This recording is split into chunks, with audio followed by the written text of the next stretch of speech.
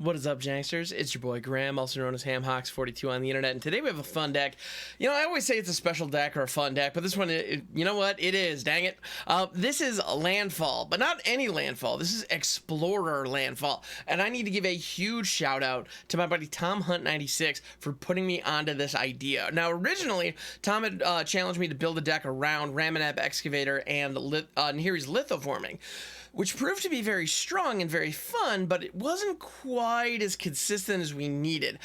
So instead, in the end, we ended up just going with Scapeshift, because the card's great. Don't know what else to say. So we ended up going for an aggro shell. So the goal of this deck is to deal a lot of damage early, and then hit a Scapeshift with a Valakut Exploration or a Brushfire Elemental online, bring all the lands onto the battlefield, some of which, in the case of Cabaretti Courtyard, sacrifice immediately to go fetch other lands, and all your team gets huge, and if we're lucky, and we have a Lotus Cobra down especially, we have the mana for a Fiery Emancipation, and not only is the entire team huge, but we're dealing just ridiculous damage on top of that. So that's the idea. It's all about damage output, and we're leveraging our lands to help fuel our engine. That's the idea. So our primary threats, we have Akoum Hellhound. This is a 0/1 for 1 that gets +2/+2 every time a land enters the battlefield. It's simple, it's nice, it's fine. It's not exactly great, but it fits the curve nicely, and it can be a chump blocker if we need to, if we're going up against another aggro deck or something of that nature. Plus, it can provide some early pressure, which is really the name of the game. We also have Brushfire Elemental. Now, this guy can be an MVP in this deck. Absolutely. Brushfire Elemental is a house. It is a 1/1 haster for red and green. Can't be blocked by creatures with power 2 or less, and it has Landfall. Whenever land enters the battlefield under control, it gets +2/+2 till end of turn. Similar to the Akoum Hellhound, but frankly, just better. It costs 1 additional mana, but you get so much more for it. It's not even funny. Totally worth it. This card's amazing, and also it has about an opportunity to pop so early and so consistently that a lot of the time our opponent doesn't have a big enough creature down to block it, which is great. Super duper fun. So Brushfire Elemental, awesome. We absolutely love it. Then I mentioned Valakut Exploration. Valakut Exploration is sweet. Whenever a landfall enters the battlefield under your control, exile the top card of your library. You may play that card for as long as it remains exiled at the beginning of your end step. If there are cards exiled with Valakut Exploration, put them into their owner's graveyard. Then Valakut Exploration deals that much damage to each opponent. So if we have a Fiery Emancipation online, that can be an obscene amount of damage, which is nice. And if we don't, that can chip away at our opponent's life total, just to get them within striking distance so the rest of our team can deal with them, I should say. We also have Dryad of the Ilysian Grove. This is a 2/4 body for 3 that fixes our mana perfectly, which is kind of nice because we're juggling a lot of red and greens. And then additionally, we get to play 1 more land each turn. So that allows us to hit additional landfall triggers. So even if we can't pull off the Scapeshift combo action, we still have an opportunity to hit additional landfall triggers, buff the team. Life is good. Excuse me. Kazandu Mammoth. It's Kazandu Mammoth. It's 3/3 for 3 that gets +2/+2 every time a land enters the battlefield. And it itself is a land. Very good card. Very simple. Very straightforward. It does what we want it to do. To the T. Then we have Topiary Stomper. This is a 4/4 vigilant body that can only attack or block if we have 7 or more lands, which is mildly frustrating because if we're successful in getting the early pressure that we need, we're not going to be able to take advantage of that. But if the game goes long, it adds another body to the fray, which can be very, very meaningful.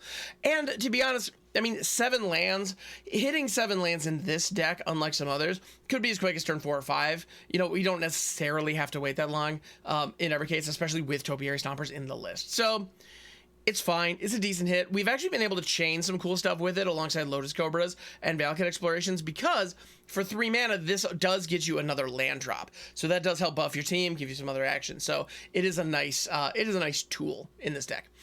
And then we have Scapeshift itself. If you're not familiar with this card, and yes, I'm aware that it is Scapeshift. The deck name is in honor to a typo that I made not once, not twice, but 3 times on stream this morning when we were building this deck.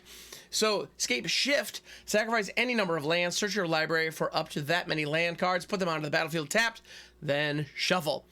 Beautiful. Absolutely beautiful. Just all the land all at once. Boom, let's go. And to be honest, I would have cards like Splendid Reclamation that pull all the lands from your graveyard onto the battlefield. I would have cards like that in this list if we needed them. But the truth of the matter is, if you pop 1 Scapeshift, it's an ultimate overrun on it. Well, not ultimate because it doesn't give trample, but it's a great like overrun style effect on your team that can hit incredibly early. And given that, we don't necessarily need cards like Splendid Reclamation because if a Scapeshift pops, we're probably going to end the game. You know, that's usually how it goes. Is once Scapeshift pops, if we have 2 or 3 bodies on board, that's it. Because those bodies are massive now, and our opponent has to deal with them. It's very nice.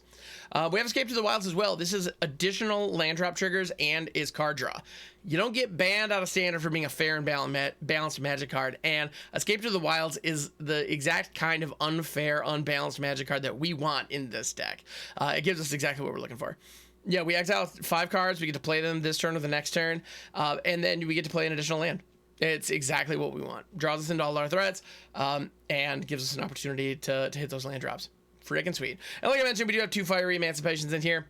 They're nice. To be honest, they're probably more cute than good, as this card often is. But if it pops with the Valakut Exploration down, that's GG's even without having to attack. So even if we're in a board stall situation, Valakut Exploration alone can deal an obscene amount of damage directly to our opponent's face over the course of 2 or 3 turns. And that can be just absolutely phenomenal. So obviously we like that. We take those.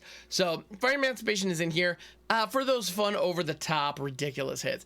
We'll see if they ever come to fruition. It's only a 2 of for that reason.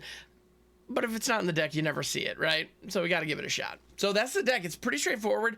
It's all about just beating face with Gruul Aggro Landfall synergy. That's what we're doing.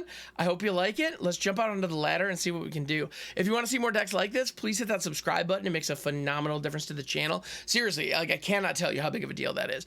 So that, and while you're down there, hit the like button as well. That helps too. And yeah, let's get into some gameplay. Let's see what we can do.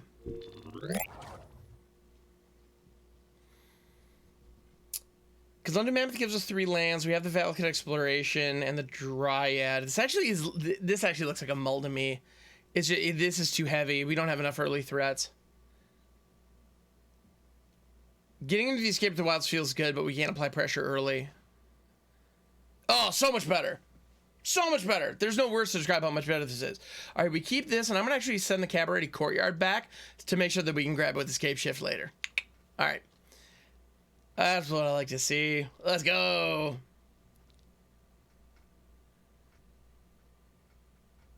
All right, opponent, let's do this thing. Let's dance. What you got? Show me what you got. Perfect draw for us. Now, actually, one of the things about Landfall decks specifically is sequencing is the most important thing. And we do have a little bit of a sequencing challenge here. The Fabled Passage is a phenomenal resource that we want to hang on to. We want to be able to get it going later.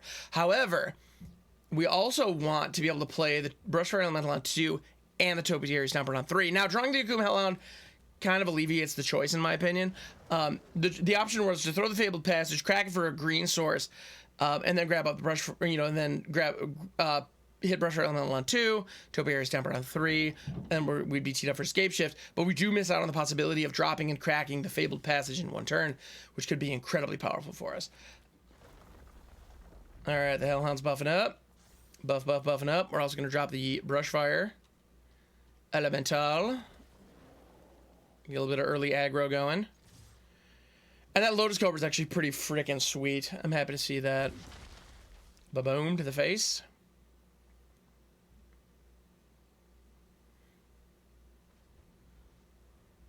Now, unfortunately, we don't have the ability to play the Lotus Cobra, drop, crack the Fabled Passage, and play the Topiary Stomper. That would be amazing. But unfortunately, we're 1 mana shy of that. Truly unfortunate, but what you gonna do? I'm gonna cry about it.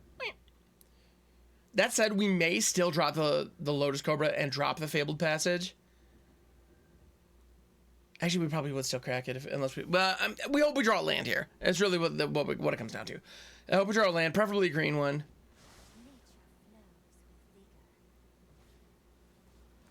Land else? Sure. Good card. Passage is a cool draw. I like that.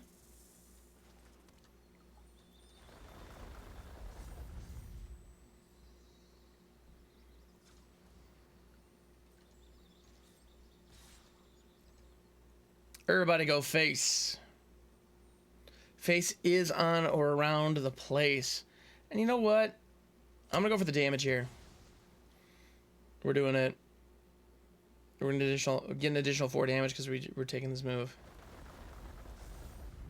Boom. We abandoned 2 mana in this process, but we get them down to 8. I say that's worth it. It looks like they're running combo elves. This could get out of hand pretty fast, depending on what they play out here.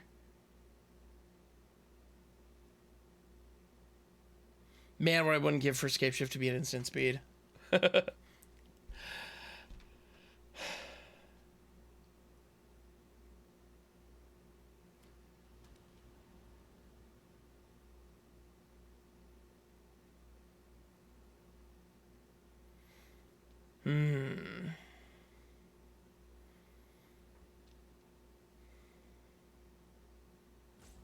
So next turn we play the Topiary Stomper. We net 1 mana off the Lotus Cobra. We play out the Fabled Passage, net another mana off the Lotus Cobra. Crack the Fabled Passage, net another mana off the Lotus Cobra. And the land comes into play untapped. We can Scapeshift. Seems pretty sweet. Let's do that. As a result, these two homies are going to be absolutely gigantic. The Akoum Hellhound was going to be chump blockable, but the Brushfire Elemental will not be, and that's nice. I like that because of that ability. Circle of Dreams Druid, very powerful card. Has an opportunity, especially with Kiora Behemoth backing her down, to be able to tap in and untap. That's a lot of mana that can end up producing. Turns out Gaia's Cradle on an Elf is pretty decent. Dryad's not bad. I'm happy to see that, but we want the Topiary Stomper here. Stomper, get to stomping.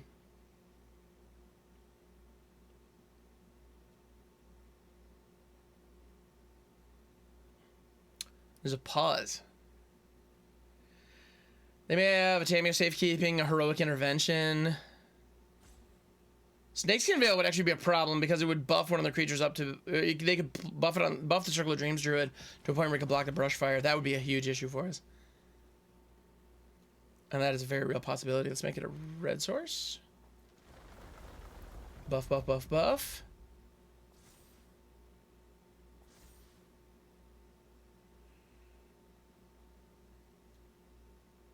Yeah, they're going to keep holding priority on us. It's going to be a green. Buff, buff, buff, buff. This is also going to make a green.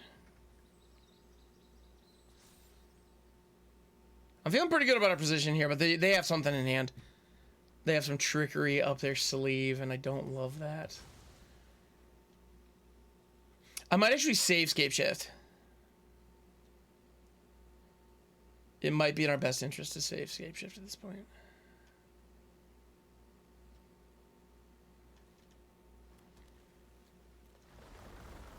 Buff, buff, buff, buff.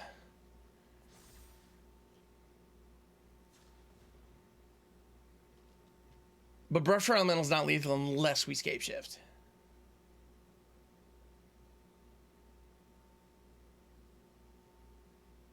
All right, you know what? Let's go for it. Let's go big rather than staying home. Let's take the shot. Let's get big. Let's get dumb. Onus is going to be on our opponent because even if they have the blockers for this, even if they do have some kind of trickery that allows them to block the Brushfire Elemental here, we do have an opportunity. Cabaretti Courtyards and Den of the Bugbear for good measure. 19 triggers on the stack. That feels pretty good. And we're just getting started. Because these Cabaretti Courtyards get to become additional lands, which create additional mana. And that's nice. I like this. It actually doesn't matter what we do land-wise here. Well, one of these needs to be a red so we can activate the den next turn, potentially. If there is a next turn, we'll see. But yeah, as you can see, stuff can get out of hand here. That's nice. I like it when stuff gets out of hand. It makes me happy. They also may have just forgotten that Brushfire Elemental has evasion, which is why they haven't scooped yet. That's a possibility.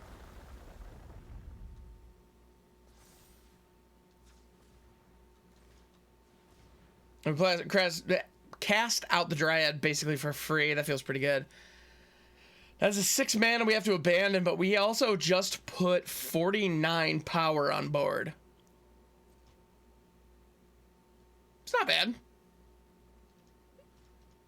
Not bad. All right, opponent. What you got? Show me what you got. There's got to be some trickery, right? There's got to be. They moved to the declare blocker step. Brushfire Elemental's got evasion. You can't block it unless you got a pump. I think it's too late. With the phase they're in, they can't cast any spells. I think we got this.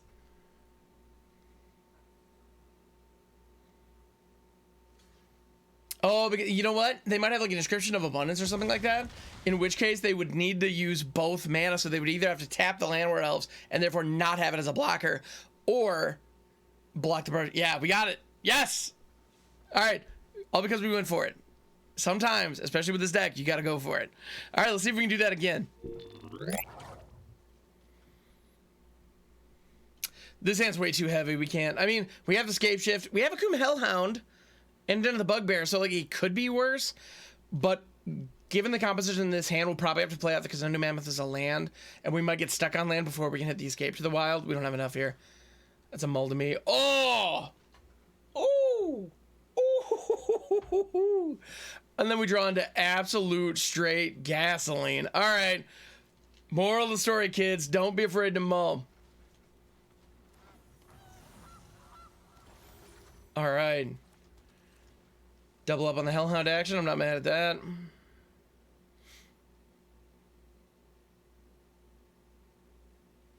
They got a Goose. It looks like we might be going up against... Well, it might be the food deck. The Golgari food deck. Oh, it's probably the Golgari fight rigging deck if they're working on a turn 2 Reggie. Also, they just got a turn 2 Reggie. Okay, that's a problem. That's a big old problem. As a result, that kind of slows our advance significantly. I'm not about to attack into that. That seems like a terrible decision. And don't get me wrong, I love making terrible decisions, but that one, maybe not.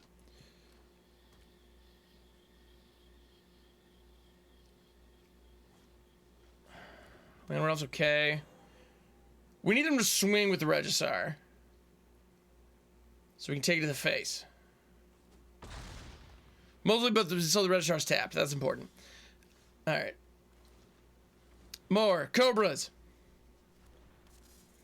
And with double Cobra to get down, this gives us access to one of our Brushfires, and we got 2 of them, so that's pretty sweet.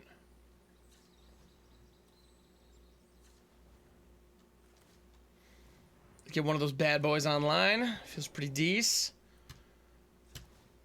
We're gonna go ahead and crack-a-lack this homie.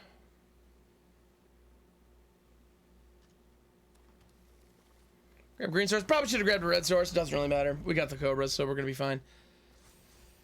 Famous last words, but here we are. Okay, we can drop the Hellhound so we can tangle with Reggie next turn, or we can drop the Brushfire Elemental so we can chip in for 1 more damage. I'm gonna get greedy. Let's chip in for 1 more damage. It also is gonna threaten more on the attack next turn. That's nice. I like that. Those homies can't be blocked. I want to keep my Cobras back for now. I can take it. Fair enough.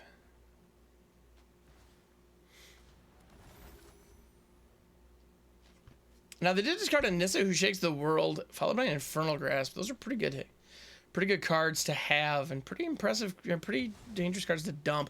Well, there's a Nissa Who Shakes the World. That actually could be a huge problem for us, because it's going to give him 3/3 blockers. That's a big old problem. We've also run out of gas, which is not good. As you can see, that's quite obviously just not good. Keeping Reggie back. No, don't keep Reggie back.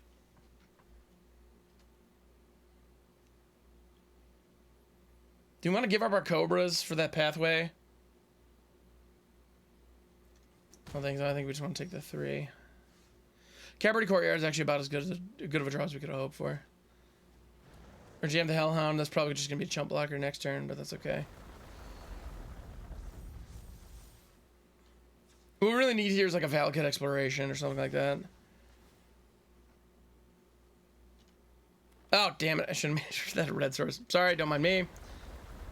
I'm just biffing like a champ, because I'm not paying attention, everybody. Believe it or not, that's a thing. All right. I mean, this is a lethal attack, but Reggie can easily eat one of those Brushfires and not care. And the pathway is probably going to step in front of one of those Cobras. So in reality, we're going to get in for 9 here. I'm still going to do it, though. Because like I said, we ran out of gas. This is all we got.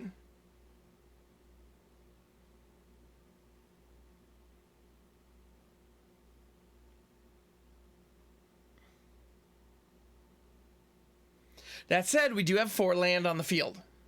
If we're drawn to escape shift next turn, this could be dangerous for our opponent. All right, got him down to 1. That's not bad. That's not bad.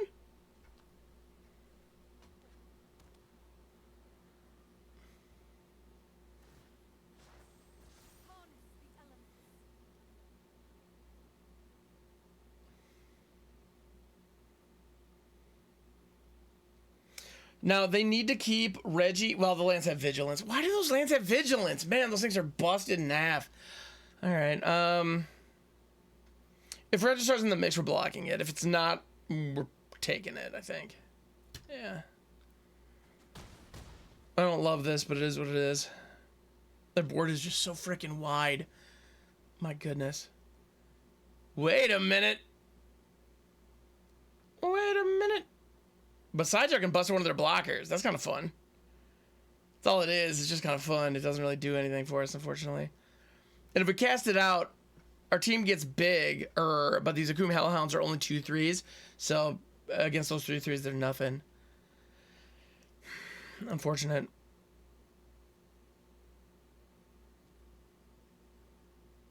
Yeah, so this is a no attack situation. Mildly problematic. Except for the mildly part.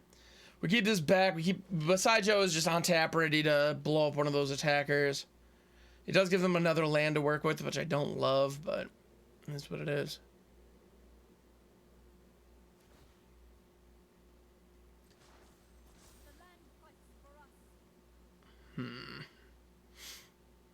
Let's see how aggressive they get here.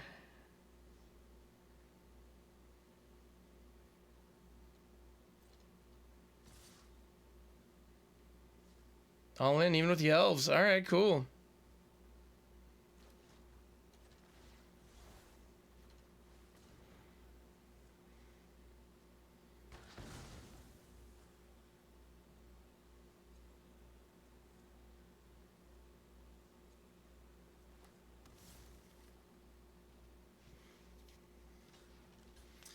Block here. We block here. We block here.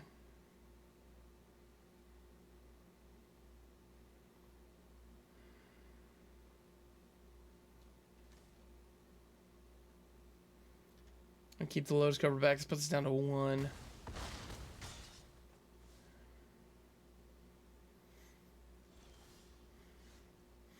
Now, Cabaretti Courtyard gains its life, that's its mana. It's like, it's not a bad hit for us, but it's not good enough. It's just not good enough. Our opponent's got us this time. Unfortunate. We're going to get rid of one of those lands, but it's not going to matter. Or the goose. They could just block with the goose, even.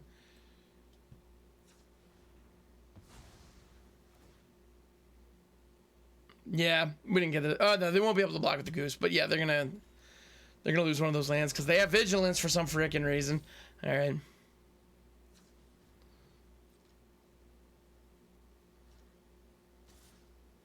But yeah, we're dead on the crackback no matter what. So clicking it a skosh early, but that's okay.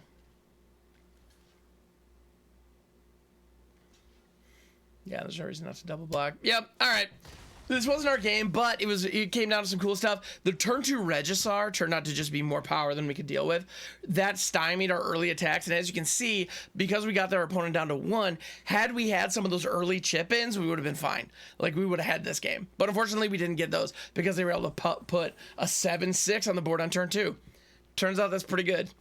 And they're going to get a free cast off Fight Rigging now to show off a little bit, and it's Ulu Ulu Mog. So...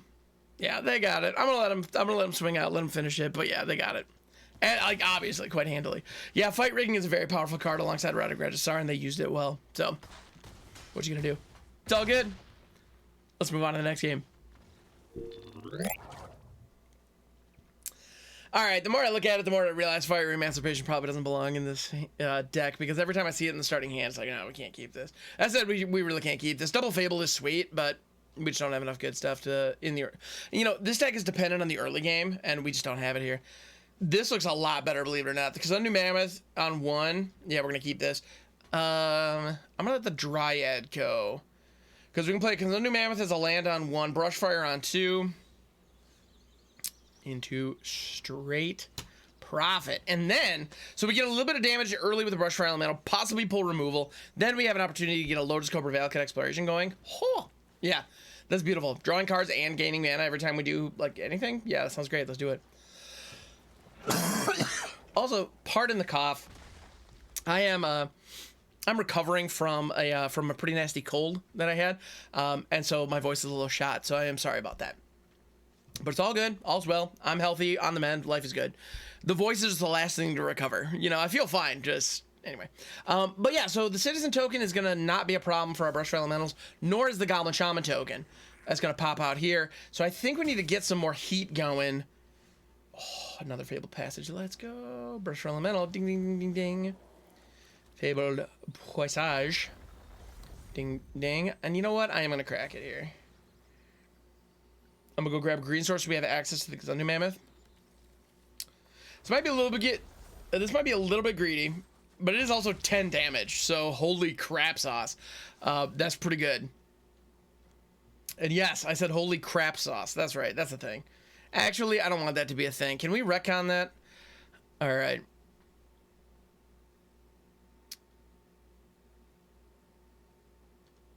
Yeah, I'm now envisioning like tortellini served with crab sauce, and I'm not enjoying that image. I'm not gonna lie. I'm all for like inappropriate or like juvenile humor. Don't get me wrong. I'm not above that. It's just like, I don't know, in food? All right, anyway. So yeah, so they still don't have a block for these Brushfire Elementals. We've established that we can get them to 5/5s. Now, this is going to create a treasure token on the Fable. They're going to get in for a little bit of damage. Since they can't block anyway, they might as well attack. Sure, fair.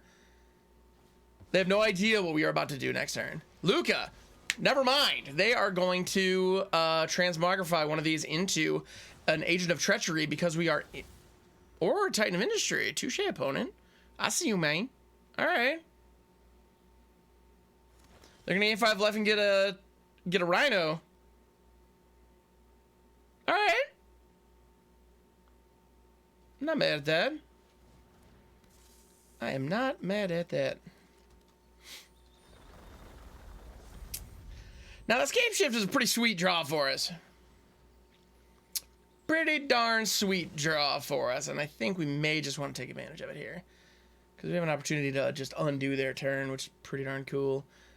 I don't know that it matters at this point.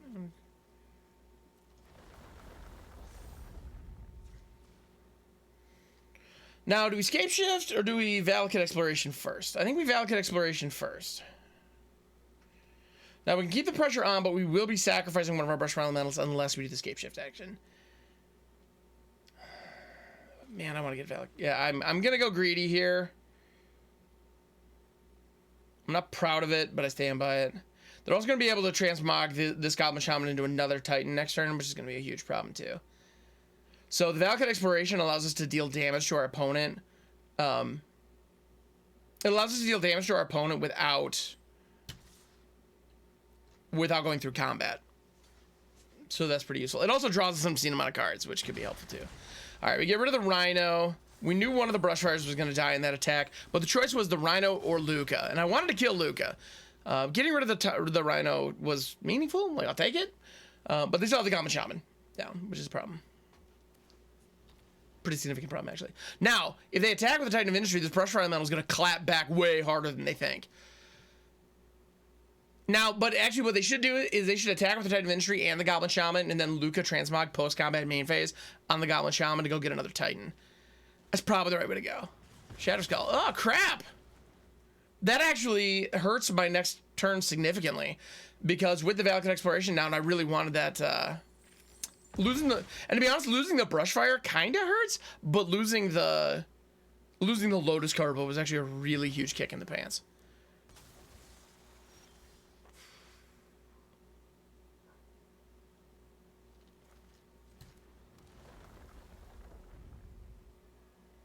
Actually, without the Lotus Cobra, I don't know that we can do it.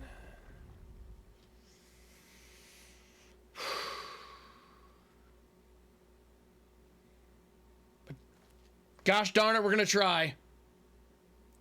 All right, here we go.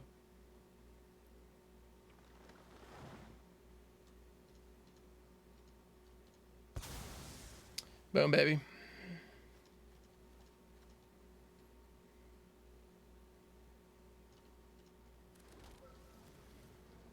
It's going to get an obscene number of Valakut Exploration triggers, which is good. It's good, but it's not good enough, I don't think. Because we don't have any mana to do anything with these. Yeah, if we had a Lotus Cobra on board right now, we'd be gathering up an obscene amount of mana. We'd be able to chain off right here. That Shadow Skull Smashing was like 100 times better than they thought. We're just saying something because I bet they were really happy about it.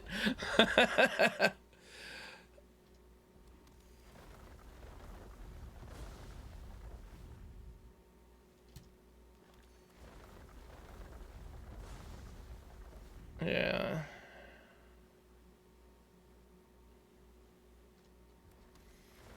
Truly unfortunate. Yeah, we can't play anything.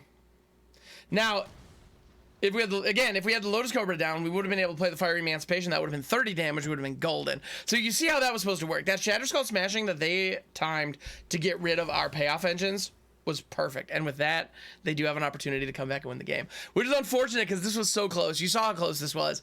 I gotta say that that was fun. It was a good game. We almost had it, but that's okay. You know, sometimes it comes your way. Sometimes they have the pinpoint removal to shut down your combo at exactly the right time. So kudos to our opponent for pulling it off. But I gotta say, I'm still pretty impressed with this deck. I think it's a ton of fun. You can see the potential of this thing. Definitely give it a shot. It's an absolute blast. And yeah, so again, that's gonna do it for this video. Sorry I wasn't able to pop off a little harder, but we saw it in action. You see what this deck can do. I'm pretty proud of it. I think it's good stuff. And with that, I do want to give a huge thank you to the patrons of the channel.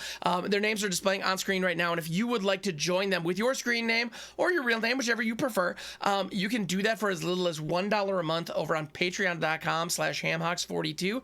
I would love that. It would actually help out the channel immensely. So yeah, please don't hesitate to toss $1 a month over there to be displayed here on our Hall of Heroes, if you will. I don't know if I'm going to continue calling it that. We'll see. That just came off the dome.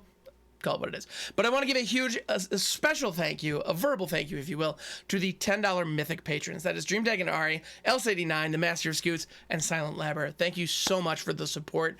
It helps the channel more than you could possibly imagine. So thank you so much, everyone. Thank you for checking out the video, and thank you for making it to the end. And yeah, if you want to see more like this, please don't hesitate to hit that subscribe button. It would really make a huge difference as well. Thank you, and I'll catch you on the next one.